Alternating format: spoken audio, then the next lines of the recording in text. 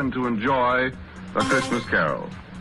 And since it is Christmas Eve, we hope, too, that the younger members of the family are permitted to stay up and listen before dreams and visit of Santa.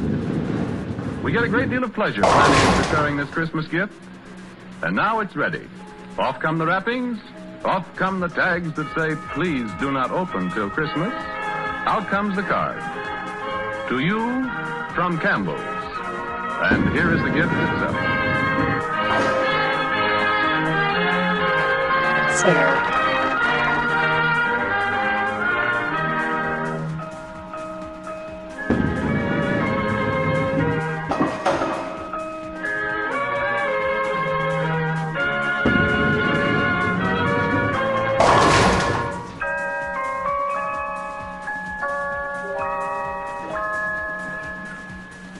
Marley was dead to begin with. There's no doubt whatever about that.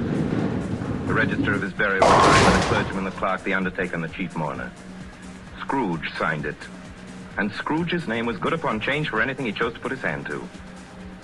Old Marley was as dead as a doornail. Scrooge knew he was dead? Of course he did. Scrooge and Marley were partners for I don't know how many years. But he was a tight-fisted hand at the grindstone with Scrooge. A squeezing, wrenching, grasping, scraping, clutching, covetous old sinner. And once upon a time, of all the good days in the year, on Christmas Eve, old Scrooge sat busy in his counting house, a grim, cheerless place if ever there was one. The door of Scrooge's counting house was open that he might keep his eye upon his clerk, Bob Cratchit, who in a cold and dismal little cell beyond worked at his ledgers. 20, 21, 22. Merry gentlemen, let nothing you dismay. 23, 26, 29. 9 carry 2. Christmas Day. 11, 17, 7. Cratchit. Yes, Mr. Scrooge. Stop that infernal caterwauling. Yes, sir. 9, 15, 17, 29. Singing their idiotic Christmas carols at my very door. Go on! Get away from my door! Go somewhere else and bellow your blasted carols or I'll give you a charge. Sorry, Governor. It's an old custom. Yes, and I don't want any of your old customs. Take your fellow fools and go away. Christmas. Right, sir. Merry Christmas anyway, sir. Sarah. Now you get that letter from Higgins and Blackthorn, Cratchit. And then I want you to finish posting this ledger. And after that, you can pop over to Fothergill's and tell Ephraim Fothergill you've come after the 17 shillings and 6pence he's owed me since Michaelmas. And tell him I shall have a constable over there if he doesn't pay up at once. Mr. Fothergill's wife has been ill, sir. Oh, what do I care about his wife? I want my 17 and 6. I just thought it being Christmas, sir. Christmas. You mention that word to me once more, Bob Cratchit, and Merry Christmas, Uncle. Merry Christmas, Bob. Merry Christmas, Mr. Fred. God save you, Uncle. Humbug. Christmas a humbug, Uncle. Now, I'm sure you don't mean that. I mean just that. Exactly that. Merry Christmas. What right have you to be merry? What reason have you? You're old enough. Well, what right have you to be dismal about Christmas, Uncle? Sir. You're rich enough. Yeah. Now, Uncle, don't be cross. Well, what else can I be when I live in such a world of fools? What's Christmas to you but a time for paying bills without money? Merry Christmas. A time for finding yourself a year older and not an hour richer. If I could work my will, every idiot who goes about with Merry Christmas on his lips would be boiled with his own pudding and buried with a stake of holly through his heart. He should, Uncle. Now, nephew, keep Christmas in your own way and let me keep it in mine. Don't keep it, Uncle. Well, let me leave it alone then. What do you want? A Christmas gift, I've no doubt. I came to wish you a Merry Christmas, Uncle. Merry Christmas. Much good Christmas do you. Much good it ever has done you. There are many things from which I derive good, by which I have not profited materially, I dare say, Uncle. Christmas among the rest. But I have always thought of Christmas time as a good time. A kind, forgiving, charitable, pleasant time. And therefore, Uncle, though it has never put a scrap of gold or silver in my pocket, I believe it has done me good and will do me good. And I say, God bless it. God bless Christmas.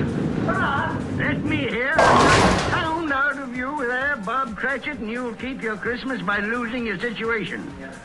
And as to you, nephew, I wonder you don't go into Parliament. You talk enough nonsense. Oh, don't be angry, Uncle. I want nothing from you. I ask nothing of you. Why can't we be friends? Good afternoon. I'm sorry you feel that way. Strike. Well, I've tried. A Merry Christmas to you, Uncle. Good afternoon. And a Happy New Year, too. Ah, humbug. And a Merry Christmas to you, Bob, and the business, and the time you kill. Fred. Same to you, sir. Good day, sir. Good day, Bob. Nonsense. Twaddle. Flummery. Talking of Christmas and not 2 sixpences to jingle together in his trousers pocket. Hey, you there, Bob Cratchit. Come here. What are you doing there? Only putting a bit more coal in the fire, Mr. Scrooge. Seeing it's so cold here. You put that coal back into the scuttle. A fire. A fire, indeed. I can tell you, if you use coal at that rate, you and I will soon be parting company, Bob Cratchit. You understand that? There's many a young fella like your situation, you know. I'm sorry, sir. My fingers were getting a little stiff with the cold. Then put on your mittens. There's someone at the door. Go on, see what it is. Yes, sir. Good afternoon, sir. Good afternoon. This is the firm of Scrooge and Marley. Yes, sir. I'd like to see the head of the firm, if I may. Oh, very good, sir. Sir. Gentlemen to see you, Mr. Scrooge. Huh? Have I the pleasure of addressing Mr. Scrooge or Mr. Marley? Marley's been dead these 7 years tonight. I'm Scrooge. Well, now, Mr. Scrooge, at this season of the year, it's only fitting that we who are more fortunate should raise a fund to buy the poor some meat and drink and means of want. You may not believe it, sir, but many thousands are now in want of common necessities, and hundreds of thousands are in want of the simplest comfort. Are there no prisons? Well, there are plenty of prisons, sir. And the workhouses? They're still in operation, I trust? I wish I could say they are not, but they are, sir. The treadmill and the poor law are in full vigor then? Both very busy, sir. I'm glad to hear that. I was afraid from what you said at first that something had occurred to stop them in their useful course. No, sir, all these institutions that you mention are flourishing.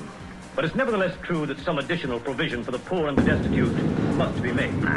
A few of us upon change are endeavoring to raise such a fund, you see. And what shall I put you down for? Nothing. Oh, I see. You wish to be anonymous, sir. I wish to be let alone. I don't make merry myself at Christmas time, and I can't afford to help make a lot of idle people merry. I help to support the establishments that take care of the poor. They cost enough. And let those who are badly off go there. Many can't go there, sir. And many would rather die. Population.